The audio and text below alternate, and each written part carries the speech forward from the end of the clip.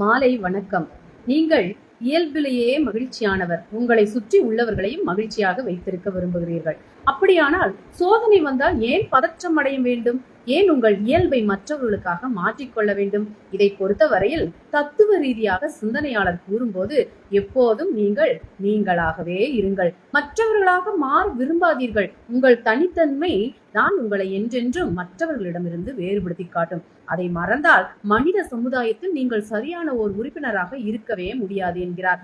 பல பேர் பிறரை பார்த்து காப்பி அடித்து அதுபோல் தாங்கள் இருந்தால் சிறப்பு கூடும் என்கிறார்கள். ஆனால் ஆழ்ந்து சிந்தித்தால் இது சரியான கருத்தல்ல என்று புரியும். ஒரு மீன் தொட்டிக்கு அருகே ஒரு புத்தபிக்குவும் அவரது சீடரும் நின்று கொண்டிருந்தனர். அந்த தொட்டியின் விளிம்பில் இருந்த ஒரு தேள் தவறி தொட்டிக்குள் விழுந்தது.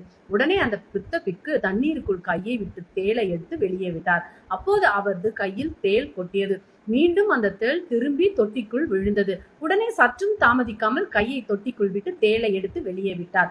இந்த முறையும் தேள் கொட்டாமல் இல்லை. மறுபடியும் தேள் தொட்டிக்குள் விழ புத்தபிக்கு காப்பாற்றுகிறார். அப்போதும் தேள் கொட்டுகிறது. பொறுக்க முடியாமல் புத்தபிக்குவின் சீடர் கேட்கிறார், அதுதான் உங்களை கொட்டுகிறதே, அதை ஏன் காப்பாற்றுகிறீர்கள்? அதற்கு புத்தபிக்கு, கொட்டுவது என்பது தேளின் இயல்பு, அதை காப்பாற்றுவது என்னுடைய இயல்பு. ஏன் என்னுடைய இயல்பை மாற்றிக்கொள்ள வேண்டும் என கூறுகிறார். எந்த சோதனையும் துன்பங்கள் வந்தாலும் உங்களின் இயல்பையும் மாற்றிக்கொள்ள கூடாது என்பதுதான் இந்த கதையில் சொல்லப்படும் நீதி. ஆம் நண்பர்களே, மற்றவர்கள் உங்களை புரிந்து கொள்ளாவிட்டாலும் நீங்கள் நீங்களாகவே இருங்கள். மனிதர்களை திருப்திப்படுத்துதல் என்பது எட்ட முடியாத இலக்கு. இந்த மனிதர்களிடம் எட்ட முடியாததை விட்டு விடுங்கள். நீங்கள் அடைய வேண்டியதை விட்டு விடாதீர்கள். நன்றி.